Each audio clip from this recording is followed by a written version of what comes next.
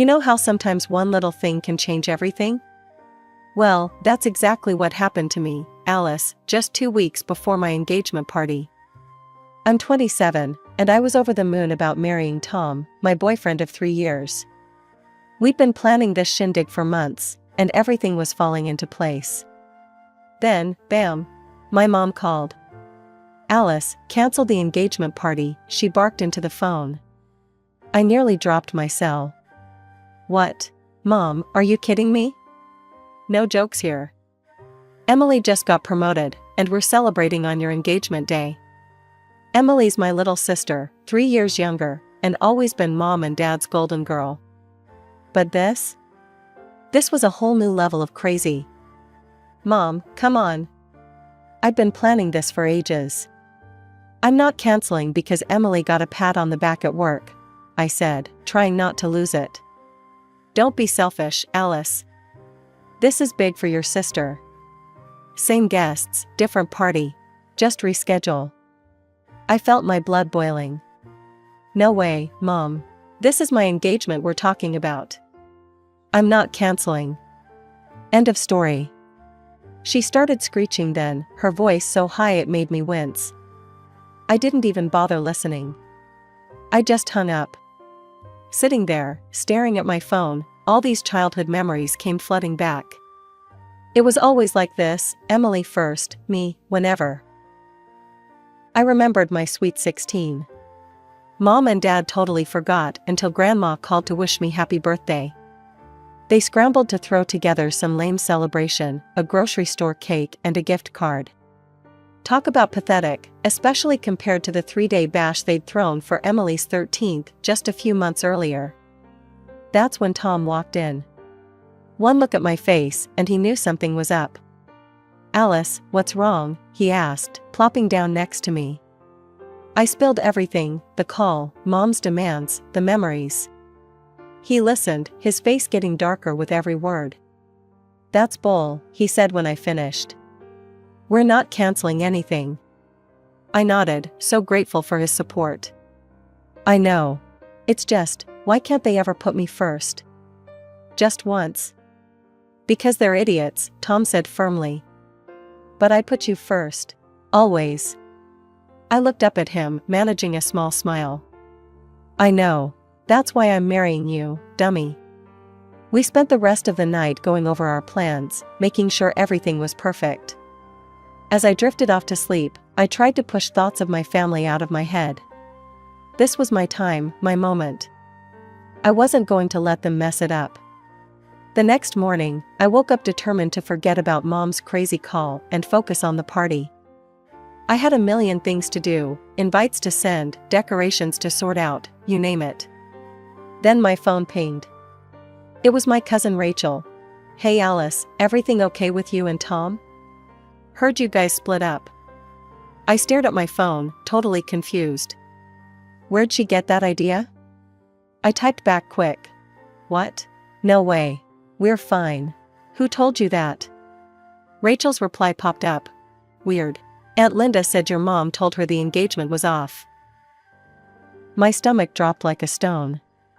I called Rachel right away. What's going on? I asked as soon as she picked up. I don't know, Alice. Aunt Linda called last night. Said your mom told her you and Tom had this huge fight and called everything off. She said we should all go to Emily's promotion party instead. I felt like I'd been punched in the gut. Rachel, that's all lies. We're still engaged, the party's still on. Mom wanted me to cancel for Emily's thing, but I said no way. There was a pause. Oh, crap. Alice, I'm so sorry. I had no idea. I spent the next hour on the phone with Rachel, piecing together what happened. Turns out, my mom had gone behind my back to cancel my engagement party. She'd called every single relative on the guest list, spinning this wild story about Tom and me breaking up, and redirected them all to Emily's promotion party. I took a deep breath, trying to calm down. I'm gonna fix this mess. Can you help spread the word that the engagement's still on? Of course, Rachel replied without missing a beat. I'll start calling people right now. After hanging up, I just sat on my couch, trying to wrap my head around it all. My own mother had tried to sabotage my engagement party. It was almost too crazy to believe. Tom found me there an hour later when he got home from work. One look at my face and he knew something was up. I told him everything, Mom's calls, the lies, the whole Emily party redirect. With each word, I could see the anger building in his eyes. "That's it," he said when I finished. "We're cutting them off. All of them. Your parents, Emily, the whole bunch." I knew he was right, but the thought of cutting off my family scared me. Who would I be without them? Even if they treated me like dirt, they were still my family. "Let's focus on fixing this first," I said. "We need to let everyone know the engagement's still on." Tom nodded, his jaw set. "Okay, where do we start?" We spent the rest of the night in damage control mode, sending emails, making calls, posting on social media. I wrote this long message explaining everything and sent it to everyone on our guest list. It was exhausting and humiliating, having to explain over and over that no, Tom and I hadn't broken up, and yes, the engagement party was still happening. By the time we finished, it was way past midnight. My voice was shot from all the talking, and my eyes burned from staring at screens. "We did it," Tom said, pulling me into a hug. "It's gonna be okay." I wanted to believe him, but I couldn't shake the feeling that this was just the beginning. Mom's betrayal had opened up old wounds. All the times I'd been overlooked, all the times Emily had been the favorite, it all came rushing back. The next day, I decided to visit Aunt Marge. She's Dad's sister and has always been pretty nice to me. I figured I'd invite her to the engagement party in person and clear up any confusion. When I got to her place, I heard voices coming from the living room. I was about to shout hello when I caught a snippet of conversation that made me freeze. "Can't believe Alice would do such a thing," Aunt Marge was saying. "Canceling her own engagement party to spite her sister. So childish." My heart sank. It was a new lie from my family, voiced in order to interrupt the previous fake. I was about to storm in and set things straight when another voice chimed in. "I know, right? Poor Emily must be crushed. After all that hard work to get promoted, and now Alice is trying to steal her thunder." I recognized that voice, it was my cousin Sarah. I always thought we were close, but there she was, gossiping about me behind my back. I couldn't take it anymore. I stepped into the room. "Is that what you really think of me?" Both women jumped like they'd seen a ghost. Aunt Marge recovered first, plastering on a fake smile. "Alice, sweetie, we didn't hear you come in." "Obviously," I said, my voice ice cold. "I came to invite you to my engagement party, but seems like you've already made up your minds about me." Sarah at least had the decency to look ashamed. "Alice, we didn't mean." "Save it," I cut her off. "I want to know exactly what Mom told you." For the next hour, I listened as they spilled the beans on Mom's tall tale. According to her, I threw a fit when I heard about Emily's promotion, demanding she reschedule her celebration. When Emily said no, I supposedly canceled my own engagement party out of spite, saying I'd rather not get married at all than share the spotlight. It was something new, a new lie from my family. By the time they finished, I was shaking with anger. "None of that is true," I said, my voice trembling. "Mom called me and demanded I cancel my engagement party for Emily's celebration. I said no, and now she's spreading lies to sabotage me." I told them everything, the forgotten birthdays, the constant comparisons, years of feeling like I was never good enough. By the time I finished, both women were in tears. "Oh, Alice," Aunt Marge said, reaching for my hand. "We had no idea. We should have known better than to believe such crazy stories." I took a deep breath, trying to calm down. "Look, I appreciate the apology. But right now, I need your help. The engagement party is still on, and I need you to spread the word. Can you do that?" They both nodded eagerly, looking relieved to have a chance to make things right. As I left Aunt Marge's house, I felt all mixed up, angry at Mom's betrayal, hurt that my family so easily believed the worst about me, but also a tiny bit hopeful. At least some of the truth was out now. The big day arrived, and boy, was I a bundle of nerves as Tom and I walked up to the hall. I held my breath as we pushed open the doors, bracing myself for whatever mess we might find inside. Holy cow! I couldn't believe my eyes. The place was buzzing with people. Smiling faces turned to greet us, and this warm, fuzzy feeling washed over me. The room was packed with relatives, not just the ones we'd managed to reach yesterday, but faces I hadn't seen in ages. I can't believe you all came, I said, my voice all choked up. Uncle Joe, Dad's brother, came up and gave Tom a hearty slap on the back. Of course we came. Did you really think we'd miss this? Though I gotta say, those rumors about your cancelled engagement sure spread like wildfire. Looks like they backfired big time. I laughed, feeling lighter than I had in weeks. Guess they did. As Tom and I made our way through the crowd, soaking up all the congrats and well wishes, I couldn't help but notice Mom, Dad, and Emily were nowhere to be seen. No texts, no emails, not even a grudging congrats. But surprisingly, their absence felt more like a relief than a letdown. Instead, I found myself gravitating towards Tom's parents, who were beaming at us with genuine pride and love. His mom hugged me tight, whispering, "We're so proud of you, Alice. You're already part of our family." The party was in full swing when suddenly, there was a commotion near the dance floor. I couldn't believe my eyes. There was my 80-year-old grandma in the middle, showing off what she called an incendiary dance of her youth. "Come on, you young uns," she called out, eyes twinkling mischievously. "Let me show you how we used to cut a rug back in my day." The crowd went wild as Grandma twirled and swayed, moving surprisingly well for her age. Soon, others joined in, and the dance floor turned into this amazing multi-generational dance-off.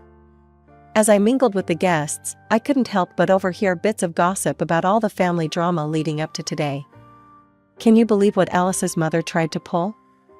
I heard Cousin Sarah say to another relative. "Trying to cancel her own daughter's engagement party for her other daughter's work thing? It's nuts." "I know," the other voice replied. "Poor Alice has always gotten the short end of the stick in that family. I'm glad she's finally standing up for herself." Instead of feeling embarrassed or upset by these chats, I felt validated. For once, my relatives were seeing the truth about my family dynamics, and they were on my side. As the night went on, I found myself feeling truly happy and celebrated, maybe for the first time ever. The absence of my immediate family, which I'd been so worried about, instead felt like this huge weight had been lifted off my shoulders. The day after our kick-ass engagement party, Tom and I were chilling on the couch, reliving the awesome moments from last night when my phone rang. My stomach did a flip when I saw it was Mom calling. Against my better judgment, I answered. "Hello? You ungrateful, nasty girl." Mom's voice screeched through the speaker. "How dare you?" I held the phone away from my ear, her angry rant clear even at arm's length. Tom looked at me, worried, but I shook my head, signaling I'd handle it. "Mom, what?" "Don't you mom me," she cut me off. "You've humiliated your sister." Only 3 people showed up to her party. 3.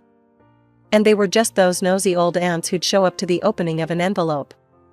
I took a deep breath, trying to keep my cool. "I'm sorry you're disappointed, but..." "Disappointed?" "Emily is crushed. She cried all night. This was supposed to be her moment, and you ruined it with your selfishness." I felt my patience wearing thin. "Mom, I'd been planning my engagement party for months. Emily's promotion party was a last-minute thing, and she knew it clashed with my engagement. That's no excuse. Family comes first, Alice. But clearly, you wouldn't know anything about that." Before I could respond, she hung up on me. Immediately after the call, my phone buzzed with a text. It was from Emily. "Hope you're happy. You've ruined everything. I'll make you pay for this humiliation." I showed the message to Tom, who frowned. "She can't be serious." The next 2 weeks were quiet, and I started to think maybe the storm had blown over. But then, one afternoon, there was a surprise knock at our door. I opened it to find Tom's parents standing there, looking worried. "Mr. and Mrs. Thompson, what a surprise. Is everything okay?" They exchanged a glance before Mrs. Thompson spoke. "Alice, dear, can we come in? We need to talk to you about something." My heart sank as I showed them to the living room. Once we were all seated, Mr. Thompson cleared his throat. "Alice, we've heard some troubling rumors. There's been talk that you've been cheating on Tom." I felt like I'd been slapped. "What? That's ridiculous. I would never." "We know, dear," Mrs. Thompson interrupted gently. "We've known you for years. We don't believe it for a second." Relief washed over me, quickly followed by anger as I realized where these rumors probably came from. "It's my sister," I said, my voice shaking a bit. "She threatened to get back at me for ruining her promotion party. She must be spreading these lies." Mr. Thompson nodded grimly. "We figured as much. We wanted to come to you directly rather than let these rumors spread." As they left, promising to help squash any rumors they heard, I felt all mixed up inside. I was touched by the Thompsons' support and trust in me, but I was also furious at Emily. How could she stoop so low? A few days after the drama with Tom's parents, I got a call from Grandma. Her voice, usually so cheery, sounded worried. "Alice, sweetie," she started. "I've heard about all this mess with your parents and Emily. Don't you think it's time to bury the hatchet?" I sighed, feeling the weight of her expectations. "Grandma, it's not that easy. They've really hurt me." "I know, honey, but they're family. Surely there's a way to patch things up." I could hear the plea in her voice, and it tugged at my heartstrings. Grandma had always been there for me, even when the rest of my family wasn't. I hated disappointing her. "What do you think I should do?" I asked, already dreading the answer. "Why don't you try reaching out? Make a peace offering. Show them you're willing to mend fences." I closed my eyes, torn between my love for Grandma and my need to protect myself. After a long moment, I sighed. "Okay, Grandma. I'll try. For you." That evening, I stood on my parents' doorstep, heart pounding. As soon as I stepped inside, I knew this wasn't going to go well. Emily was there, her face like thunder. "So," she spat, "you think you can just waltz in here and throw me a pity party?" "That's not what I started," but she cut me off. "I don't need your handouts, Alice. Do you think that makes up for what you did? I should have had my party on your day. Then people would have actually shown up." I stared at her, shocked by the venom in her voice. "Emily, I'm trying to make things right." "Make things right?" she screeched. "You ruined everything. As usual, it's all about you." I looked to my parents, hoping for some support, but they just stood there, nodding along with Emily's tirade. "She's right, Alice," Mom said. "You've always been so selfish." I felt something snap inside me. Without a word, I turned and walked out, ignoring their calls behind me. I visited my grandma again. She greeted me with a hopeful smile. "How did it go, dear?" Instead of answering, I pulled out my phone. I recorded the conversation. "Grandma, I think you need to hear this." Her eyes widened in surprise, but she nodded. I hit play, and Emily's furious voice filled the room. As the recording played, I watched Grandma's face change from hope to shock, then to deep disappointment. When it finished, there was a long silence. Then, to my surprise, Grandma reached out and took my hand. "Oh, Alice," she said, her voice thick with emotion. "I'm so sorry. I had no idea it was this bad. I owe you an apology. I shouldn't have pushed you to reconcile." I felt tears prick my eyes. "It's okay, Grandma. You didn't know." She shook her head. "No, it's not okay. I should have believed you from the start. I just I wanted so badly for our family to be whole. We sat in silence for a while, both processing what had happened. Finally, Grandma spoke again. "Alice, dear, I want you to know something. Family isn't just about blood. It's about love, respect, and support. And from what I've seen and heard, Tom and his family give you that. Don't let anyone make you feel guilty for choosing your own happiness." The morning after my heart-to-heart with Grandma, I woke up to my phone buzzing like crazy. It was a barrage of angry texts from my parents. My heart sank as I read them, realizing Grandma must have spilled the beans about the recording. "How dare you record our private conversations?" Mom's message screamed. "You're nothing but a sneaky, ungrateful snitch." Dad's message wasn't any better. "I can't believe you'd stoop so low as to secretly record us and then play it for your grandmother. You betrayed this family for the last time." I felt like I'd been punched in the gut. Even when faced with proof of their own nasty behavior, they still found a way to make me the bad guy. This latest betrayal was the last straw. I was done with my toxic family. In the weeks that followed, I tried to focus on work and my life with Tom. But Emily, it seemed, had other plans. Her vindictiveness went into overdrive as she launched a full-on harassment campaign against me. It started with whispers at work.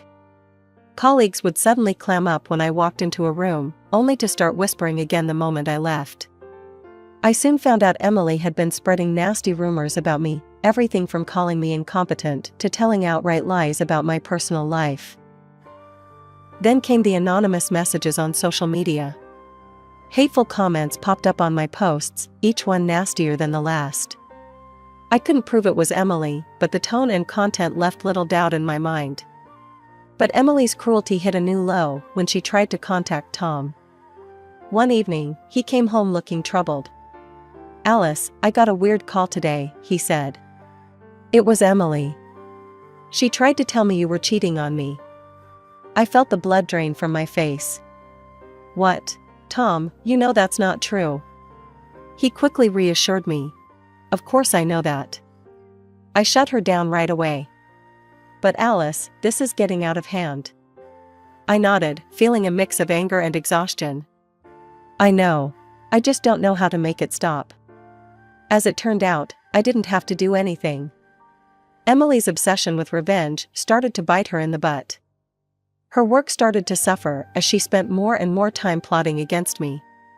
Her colleagues noticed her weird behavior, the constant whispering, the long stretches spent on her phone instead of working. It wasn't long before her bosses took notice. I heard through the office grapevine that Emily had gotten an official warning for her declining performance. But even that didn't seem to stop her. Then, about a month into her harassment campaign, the news broke. Emily had been demoted. The irony wasn't lost on anyone. The very promotion she'd been so desperate to celebrate, the one that had kicked off this whole ugly mess, was now gone. After all the Emily drama died down, I threw myself into wedding planning like it was my job. We finally picked this gorgeous outdoor spot. Picture a fairy tale garden with this cute little gazebo where we'd say our I dos. As we stood there, imagining our big day, Tom gave my hand a squeeze. "You happy?" he asked softly. I looked up at him, feeling all warm and fuzzy inside. "Happier than I've ever been," I replied, and I meant it. With the venue locked down, we moved on to picking our wedding squad. I asked my ride-or-die friends, the ones who'd stuck by me through all the craziness, to be my bridesmaids. They all said yes, which was awesome. Then came the invite list. I sat at our dining table, addressing envelopes to all the relatives and friends who'd had our backs during the past few crazy months. As I wrote each name, I felt this wave of gratitude for these people who'd shown me what real family was all about. But when I got to the bottom of my list, I paused. There were 3 names I hadn't written: Mom, Dad, and Emily. I stared at those blank spaces, feeling all kinds of emotions swirling inside me. Tom found me there, staring at the paper. "You okay?" he asked, putting a comforting hand on my shoulder. I looked up at him, tears in my eyes. "I don't think I can invite them, Tom. After everything that's happened." He nodded, understanding. It's your call, Alice. Whatever you decide, I've got your back. I took a deep breath, then put down the pen. No, I said, my voice stronger than I expected. They don't deserve to be there. This day is about celebrating love and support, and that's not something they've shown me. As I said the words, I felt like this huge weight lifted off my shoulders. It was a bittersweet moment, realizing that cutting ties with my toxic family was the right move for my future. Yeah, there was sadness, but also this overwhelming sense of relief. The weeks flew by, and before I knew it, our wedding day was here. As I stood in front of the mirror in my bridal suite, fiddling with my veil, I was hit with this sense of peace I hadn't felt in years. As I walked down the aisle towards Tom, I saw the faces of those who'd stood by us. Tom's parents, beaming with pride, my grandma, dabbing at her eyes with a hanky, friends and relatives who'd chosen to support us despite all the family drama. These were my people, the ones who'd shown me what real love and support looked like. When I reached Tom, he took my hands in his eyes shining with love. As we said our vows, I felt this sense of rightness settle over me. This was where I belonged. At the reception, surrounded by laughter and joy, I had this big realization. My engagement party, all those months ago, wasn't just about celebrating our upcoming marriage. It was the first day of my new life, a life where I wasn't an outsider anymore, but the creator of my own happiness.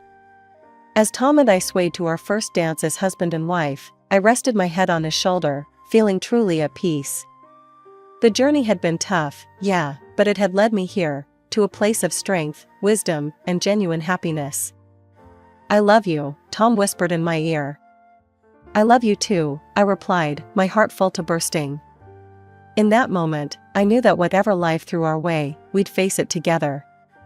And for the first time in my life, I was excited about the future, not scared of it.